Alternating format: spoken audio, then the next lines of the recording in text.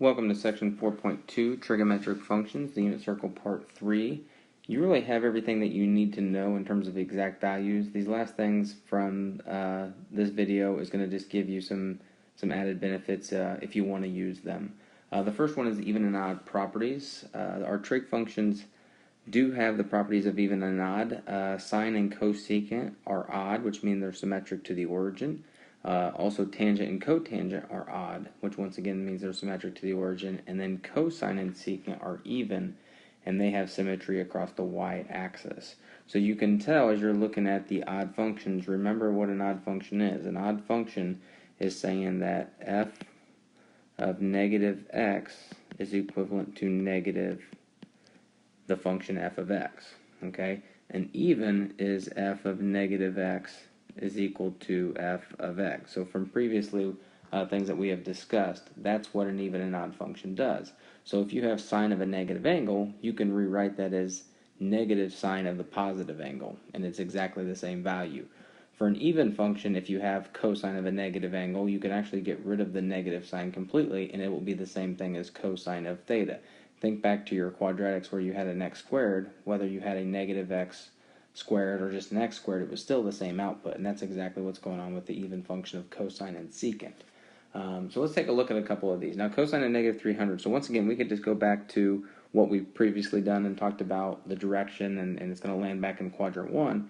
Or we can use the fact that cosine is an even function and rewrite this as cosine of 300 degrees, because the negative goes away with an even function. It doesn't matter if the negative angle is there. You're still going to get the same exact value. So if we rewrite it as cosine of 300, we still go through that process of finding the reference angle, which would be 60 degrees, knowing what quadrant it's located in. Now 300 is located in quadrant 4.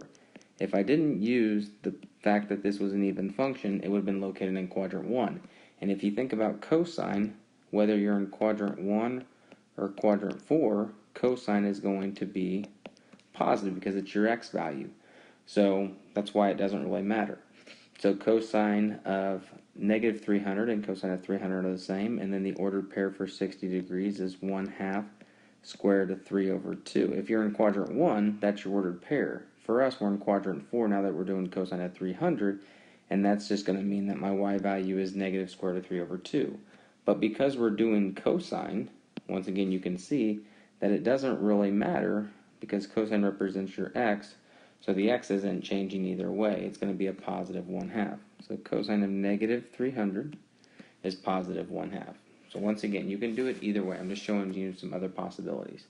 Sine of negative 210, so if we use the fact that this is an odd function, we could rewrite this as negative sine of positive 210, and then once again continue to go through that process. Reference angle of 210 is 30 degrees.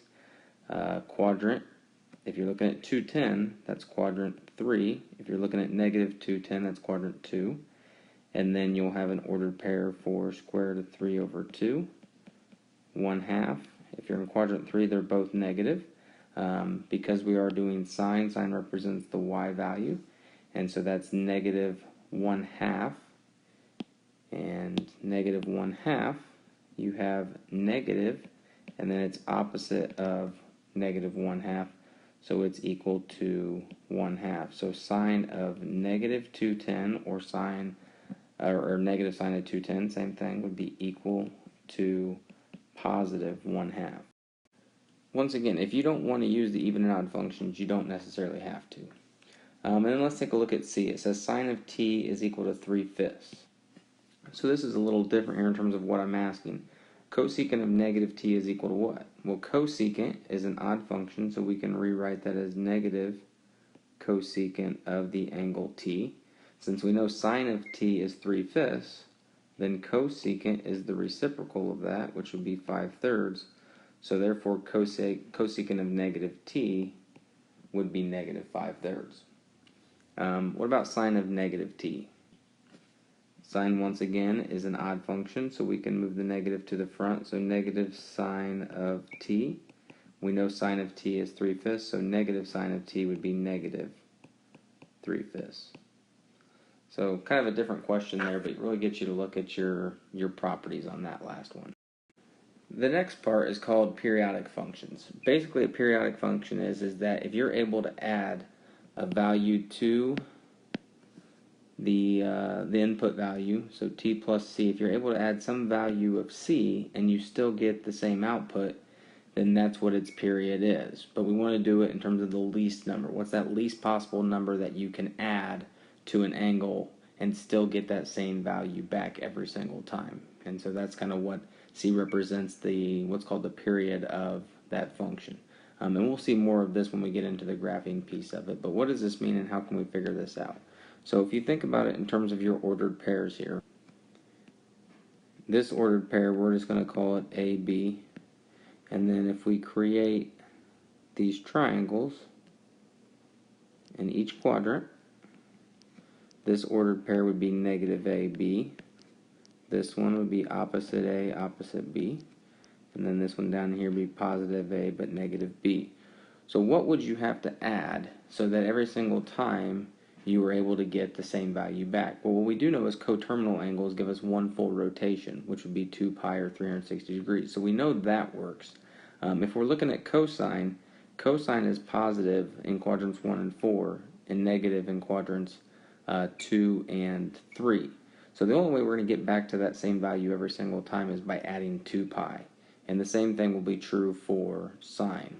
So let me kind of write that down so you can see what that's going to look like. So we're going to say that sine of some angle t plus or minus some value of c will always be equal to sine of t. Well, what is that value that c has to equal? So c would have to be 2 pi. The only way you're going to get that exact value every single time is by adding 2 pi, just like I said kind of when we did the coterminal stuff. So same thing with cosine. T plus or minus c would be equal to cosine of t, and therefore c would also have to be 2 pi. So what about the last trig function for this? Well, tangent, same thing, t plus or minus what value of c is going to give us tangent of t back. Now we could say c is equal to 2 pi because we know this will work, but if you look at tangent a little bit closer, you're actually able to add, it's positive here because both your angles are positive, and it's positive here because both of your angles are negative. So negative divided by negative is a positive. So instead of having to only add, or to add 2 pi, you actually only have to add pi to be able to get that same value back. So tangent has a period of pi, sine and cosine have a period of 2 pi.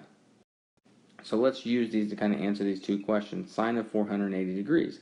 Like I said, we've kind of done this before because we know that sine of 480, that's more than a full rotation. So if we take 480 minus 360, that'll get us back to that same terminal side. So that would be sine of 120. So sine of 120 degrees is what? Well, you have your reference angle of 60 degrees. You have your quadrant located in 2. And so therefore your ordered pair is negative 1/2 square root of 3 over 2. So sine of 480 is the y value, which is square root of 3 over 2. Okay? Well, what about tangent? Well, tangent, we would have done the same thing. We would have subtracted 2 pi before, but now we know the period is pi. So we can do the same thing. If we don't want to, 17 pi over 6 is not one of those common ones between 0 and 2 pi. So what if I take 17 pi over 6 and I subtract pi, 6 pi over 6? So that would give us tangent of 11 pi over 6, which is one of our values that we know. So now we can go and do the whole thing here. We got reference angle equal to pi over 6. We have the quadrant in 4. And the ordered pair for a pi over 6 would be square root of 3 over 2, 1/2. Whoops. And because we are in quadrant 4, x is positive, y is negative.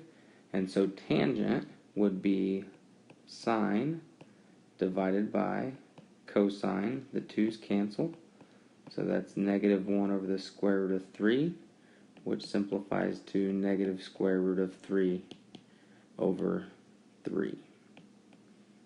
And so that's how you can use your periods to be able to evaluate some more of these exact value of trig functions. So here's two examples. If you want to go ahead and try, you can. I'm going to work them out and then I'll just show them to you. So you can see on the first one, sine of 3 pi over 4 is square root of 2 over 2. That's a 45-degree angle, or pi over 4. Same thing with 5 pi over 4, but that's in quadrant 3, so tangent is a positive 1. Square root of 2 over 2 times 1 is equal to square root of 2 over 2. And then for the second one, cotangent of 3 pi over 2, you can see that I labeled 3 pi over 2 down here with the ordered pair 0, negative 1. So cotangent is 0 divided by negative 1, which is 0. So that's 0 squared plus 31 pi is on the negative x-axis because it's an odd pi. So that will then give you negative 1 for cosine. So negative 1 squared is 1. 0 plus 1 is 1. So those are just a couple more examples of doing some exact values, but with operations as well. And then the last thing I'm going to show you guys is some more calculator stuff. I know I showed you some of this the other day, but I'm just going to show you a couple other things. If you have cosine squared of 7 pi over 5 and that's the way it's written, that's not the way you write it in your calculator, because remember, this actually means cosine of 7 pi over 5 squared. We just don't write it that way. So make sure you are in radians and then do cosine of 7 pi over 5, but that whole quantity must be squared. So if we're going to round to 4 decimal points, that's 0.9549 for that one. Secant of 70, the other day I showed you could do 1 over cosine of 70, which is still true. This one you are in degrees though, and so make sure you change that on your calculator. But on this one, if you look at my screenshot here, I did cosine of 70, and then I used that inverse symbol of negative 1, which is the reciprocal. So you can see I did it both ways. Cosine of 70 raised to the negative 1 there, and then I did 1 divided by cosine of 70, and the values were exactly the same. So secant of 70 is equal to 2.9238. And then cotangent of negative 4 pi over 3. And once again, I showed you the kind of the two different ways that you can do it. You can do tangent of negative 4 pi over 3 to the negative 1 to get cotangent, or you can just do 1 divided by tangent of negative 4 pi over 3. Once again, either way is going to get the same result, which is negative 0.5774 on this one.